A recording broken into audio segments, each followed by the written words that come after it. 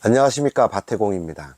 오늘 날씨가 갑자기 막 추워져서 몸도 좀 움츠러드는 것 같고, 먼저 예고해드린 대로 내재해형이라는 것에 대해서 좀 이야기를 하고자 합니다. 내용이 민감한 부분이 많기 때문에 3-4차례 정도 저희가 이제 촬영 계획을 잡고 있고, 오늘은 그 중에서 내재해형이라는 게 무엇인가, 그 다음에 내재해는 왜 만들어졌고, 너를 먼저 말씀을 드리고 진행을 해볼까 합니다. 일단 내재의 규격대로 온실을 짓는 거와 자부담으로 그냥 난 내가 내 돈 줘서 지을래, 쓰는 부속 자체에 대한 개념도 다르고 완전히 다릅니다. 그리고 업체에서 이 정도 문제 없어요, 그럼 줄일 수 있는 방법들이 있죠. 형태는 똑같지만은 문제가 생길 소지가 얘는 점점점 많아지는 거예요. 30cm만 땅속에 박아도 충분해요, 문제 없어요, 이런 업체들도 많이 봤습니다. 그러다 보면 금액이 줄어들 수밖에 없어요. 파이프 25mm 파이프도 쓰는데 32mm 파이프 쓰면 1.5T도 충분해요, 그렇게 얘기하는 업체도 있습니다. 그러다 보면 금액 차이가 나죠. 당연히 납니다. 견적이 비싸고 싼 거 차이는 결국에는 같은 자재가 들어가는데 왜 얘는 싸겠습니까? 빠진 게 있으니까 싼 거예요. 저희가 일을 하면서 쭉 보면은 같은 모양의 부속도 가격 차이가 있습니다. 예를 들면 2가지. 조리개는 강선 조리개와 강판 조리개와 내재 규격이 또 하나 이제 올라가 있는 자석 조리개 이렇게 있습니다. 조리개가 뭐냐? 석가래 파이프와 가로대 파이프 내지는 이렇게 브래싱 파이프, 이런 것들을 갖다가 형태, 틀을 만들어 주기 위해서 사용하는 부속 자재입니다. 여기에 가장 중요한 거는 인장 강도와 미끄럼 강도입니다. 근데 강선 조리개, 강판 조리개도 B자가 있습니다. 내재 규격 승인 필이라는 각자가 안 지켜져 있는 거는 B자입니다. 모양은 비슷해요. 근데 미끄럼 강도에서 차이가 납니다. 바람이 불든 어떤 외부적인 영향을 받았을 때 이거를 견뎌주는 게 나머지 부속 자재입니다. 이 부속 자재가 그만큼 중요한데 이런 거에서 또 금액이 떨어집니다. 용접이라든가 이런 거를 하면 오히려 온실이 약해집니다. 왜 그럼? 비닐하우스는 바람이 탕 불거나 하면은 얘가 휘청거리면서 다시 원위치로 돌아와야 되는데, 그래서 용접을 안 합니다. 이런 것들이 길이라든가 폭, 환경, 주변 환경에 맞춰가지고 제대로 설비가 된 거랑 안 된 거랑은 당연히 금액 차이가 나죠. 그거를 업체에서 먼저 자세하게 설명을 해줘야 됩니다. 손님이 원해, 나 돈도 없고 나 요만큼만 하고 싶어. 그렇습니까? 해드릴 수 있습니다. 단 이러한 것에 취약할 수밖에 없습니다. 그렇게 해서 이거 비교를 해줘야지 정확하게 인식을 하는데, 자, 보조사업 내재 규격은 이만큼 돈이 들어가요. 근데 자부담으로 혼자 하세요, 요만큼만 있으면 돼요. 이건 정말 잘못된 방식이죠.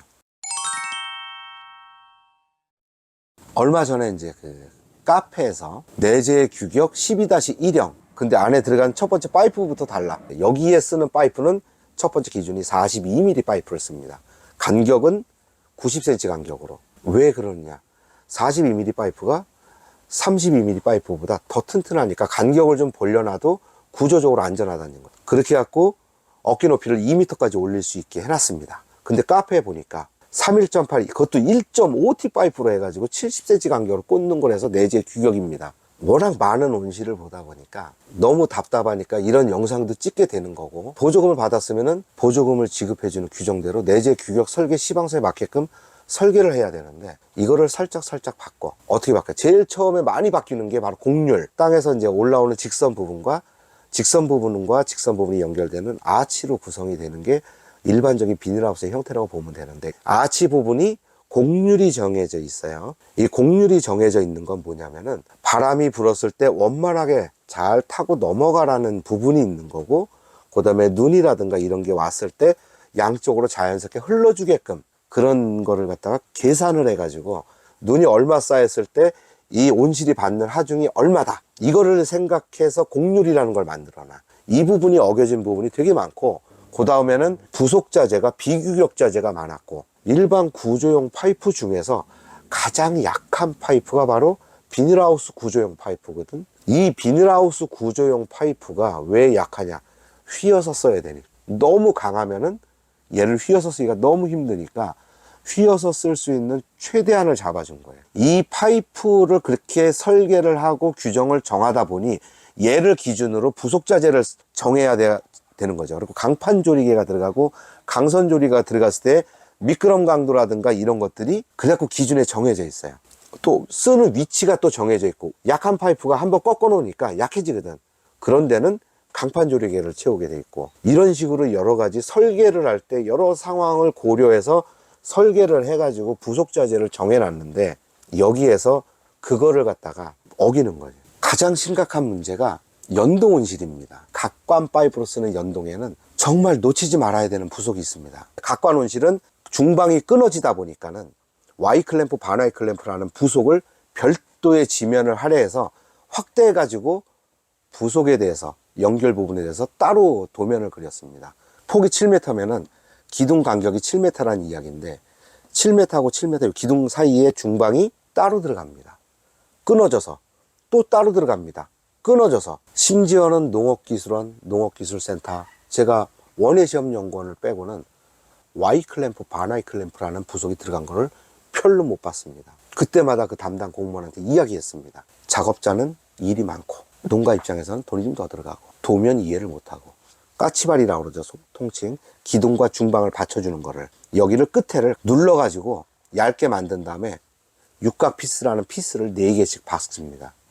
근데 이게 왜 위험하냐? 48mm 온실은 중방이 하나로 연결되어 있으니까 바람이 땅 쳤을 때 같이 흔들립니다. 이렇게. 그리고 피스가 아닌 볼트로 채워진 클램프로 서로 결속이 되어 있습니다.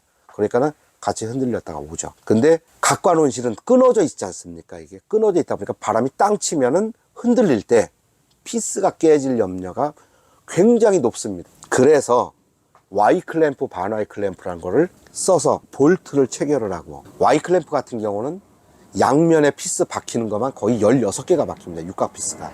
그리고 8개의 볼트로 채워져 있습니다. 반와이 클램프는 그보다 좀 작지만은 6개의 볼트가 볼트로 채워져 놓고 중방을 피스가 깨지더라도 같이 견뎌주게끔 한 겁니다. 중방이 끊어져 있으니까 제대로 안 하면 그대로 방향으로 쓰러져도 이상하지 않는 구조로 만드는 거죠. 근데 이 부분이 업체에서 먼저 첫 번째 구성을 잘못합니다. 그냥 하던 대로, 우리 동네는 옛날부터 이랬어, 뭐 문제 없었어. 첫 번째 이게 제일 잘못된 점이고, 사업을 하면은 착공신고서를 작성하고 내역이 들어갑니다. 그러면 센터에서 그걸 보고 이거는 여기에 안 맞는 자재가 구성이 돼 있네라고 센터에서 걸러줘야 되는데, 첫 번째 농가가 잘 모르니까 못 걸르고, 두 번째 센터에서 못 걸르고, 농가도 알아야 됩니다. 나는 몰라서 그냥 업체가 알아서 해준 거야. 알아야 됩니다. 왜? 보조금을 받아서 쓰는 분은 결국엔 농가니까. 이게 내가 지금 견적받은 게 제대로 받은 거야? 보조금 외에 나머지 돈은 내 주머니에서 돈이 나가는 건데, 이 돈이 나가는 걸 갖다가 제대로 쓰여지는 거야? 라고 확인을 해야죠. 이 관은 좀 어려움이 있습니다. 이 담당 공무원들께서는 한 2년마다 순환이 됩니다. 깊게 공부할 틈이 없어요. 그래도 농민을 위해서 있는 부서고 기관이지 않습니까? 그러면은 힘들고 어려워도 한 번 더 움직여서 확인하고 해야죠. 이 영상을 찍는 것도 그런 부분 때문에 저희가 올리고자, 물론 이제 좀 호불호가 많이 생길 수도 있어서 어려운 부분이 있지만은, 제가 지방 출장 가고 여러 가지 인터넷 검색해보고 하면서 보니까는 너무나 많은 잘못들이 이루어지고 있으니, 이런 것들이 조금 더 우리가 인식이 좀 깨어나야 되지 않을까. 우리나라의 내재 규격은요, 전 세계에 거의 유일무이합니다. 선진국이라는 미국, 유럽 내재 규격이라고 자기네들이 따로 설계해서 관리하는 데가 찾기가 힘듭니다.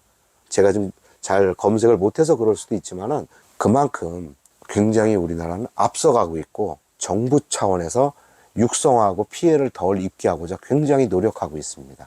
그럼 우리도 같이 노력해 줘야 더 발전되지 않겠습니까? 이런 마음에 좀 민감한 부분이지만 제가 촬영에 임하는 겁니다.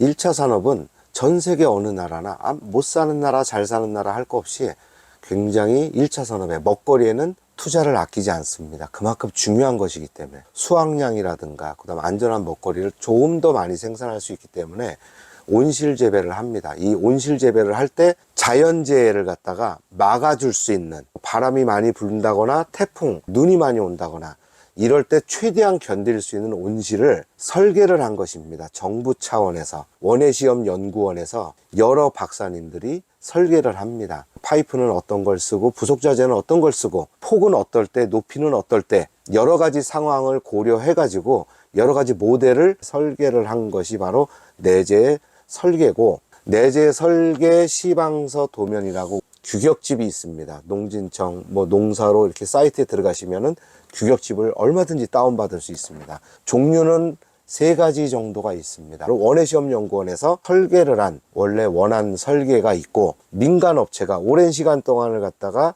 설비를 하다 보니 여기에서 축적된 경험을 보강을 한다거나 조금 더 사용하기 편하게끔, 설비하기 편하게끔 만든 이런 설계가 또 있습니다. 각 지자체에서 우리 지역의 특산품은 무엇인데 자체적으로 설계 기준을 맞춰가지고 설계를 해서 농진청에다가 제시를 합니다. 그러면 이게 검토가 완료가 되고, 이 정도면 내재 설계 기준으로서는 부족함이 없겠다라는 판단이 서면은 등록을 시켜줍니다. 이게 3가지의 도면이 있습니다. 각 지자체마다 보조사업을 정하고 선정된 분들이 또 내 땅의 모양과 여러 가지를 따져가지고 골라서 그 안에서 설비를 하시면은 보조사업을 진행하는 데가 문제가 없습니다.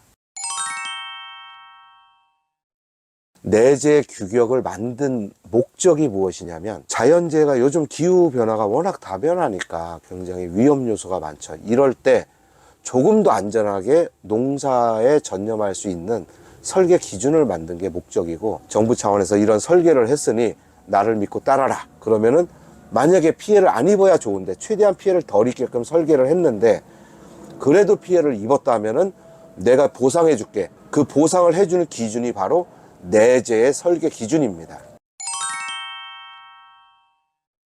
그냥 간단하게 예를 들면 자동차 보험하고 같다고 보시면 됩니다. 우리가 자동차를 운행하기 위해서 보험을 들죠. 사고가 나지 않으면 1년이 지나면, 그 보험기간이 끝나면 새로 들어야 됩니다. 그럼 먼저 든 보험료가 환급이 되느냐? 그냥 날아가죠. 그래도 또 다음 회차에 또 보험을 듭니다. 사고가 날 수 있는 거를 자신할 수가 없습니다. 사람이 일을 알 수가 없으니까.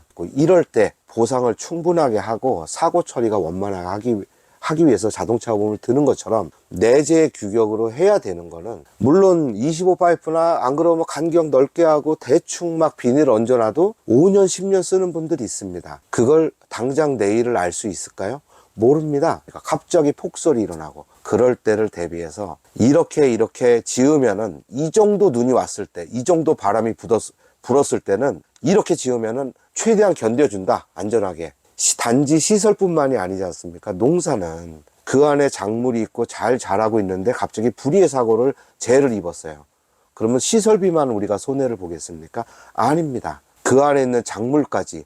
이 작물은 무엇이 됩니까? 국가적으로 보면은 1차 산업에서 나오는 농산물이 갑자기 문제가 생기고 공급에 어떻게 수요에 문제가 생길 수도 있는 거고, 개인적으로 보면은 쭉 농사를 열심히 1년이든 몇 개월이든 지어놨는데 열심히 아끼고 하여튼 내 자식들이 어느 한순간에 다 사라지는 겁니다. 단순히 몇 푼의 돈이 중요한 게 아니라, 문제가 없으면은 더할 나위 없이 좋죠. 대충 지어도 좋고, 문제가 생기지 말라는 보장이 없으니까 그 문제가 생길 때를 대비해서 좀 더 안전하게 농사를 짓기 위한 방편이 내재 규격 시설입니다. 만약에 피해를 입었다 하더라도 최대한 정부 차원에서 보상을 해주는 겁니다. 내재 규격 책자 전문에 보면은 그 목적과 의의가 나와 있습니다. 그리고 보조사업이 됐든 지원사업이 됐든 거기에 기준을 설계 시방서에 맞는 시설로 해야지 지원을 해줄 수 있다고 되어 있습니다. 그럼 그 시설로 안 한다면 어떻게 되느냐? 보조금을 받았다. 문제가 있는 거죠. 이런 것들이 잘 지켜졌을 때 우리나라 겨울이나 태풍 때나 이 피해가 얼마나 많이 줄어들겠습니까? 줄어들 수 있도록 각자가 서로 노력을 해야겠죠. 강화 보조사업을 처음 시작하는 2012년도에 하우스가 50평짜리가 통째로 날아가서 뽑혀가지고 산전하게 걸린 적이 있습니다. 방법이 없습니까? 라고 원해시험연구원에 의뢰를 했습니다. 깊게 받고 보강을 하세요. 차라리 내재 설계 시방서만 가지고도 좀 안 좋은 지역이다. 바람이 너무 다른 지역에 비해서 세고 뭐 태풍 피해라든가 직접적으로 받는 곳이 많다라고 하면은 브레싱이라든가 가로대라든가 땅속에 깊이 박는다든가 깊이 박아가지고 또 보관한다든가 이런 식으로 해서 안전하게 들어가야죠. 안전하게 농산물을 생산하기 위한 목적이 첫 번째니까 제일 처음 설비할 때 그때 가장 안전하게 만드는 게 중요하죠. 비용이 추가되지만 비용 추가되는 것보다 더 중요한 거는 한 번 지은 온실을 매년 새로 짓는 거 아니거든요. 10년 이상을 사용해야 되고. 마지막으로 말씀드릴 거는 농진청 사이트에 들어가시고 농업자재 이런 데 들어가시면은 내재 규격 설계 시방서를 누구나 다운받을 수 있습니다. 어디 가서 하소연하지 마시고 보시고 공부하시고 알으셔야 보조사업 때도 내가 내 온실을 내 돈 지고 지을 때도 제대로 된 온실을 지으실 수가 있습니다. 저희 아이템인 조화락과 뭐 온실 기초환경 이런 거하고는 상관없는 이야기지만 최근 들어서 더 심각한 걸 많이 느꼈기에 이렇게 영상을 준비했습니다. 다음 시간에는 온실별로 형태별로 제가 두 가지로 구분을 하려고 합니다. 단동 온실과 연동 온실 이런 거에 대해서 다시 한번 인사드리도록 하겠습니다. 감사합니다.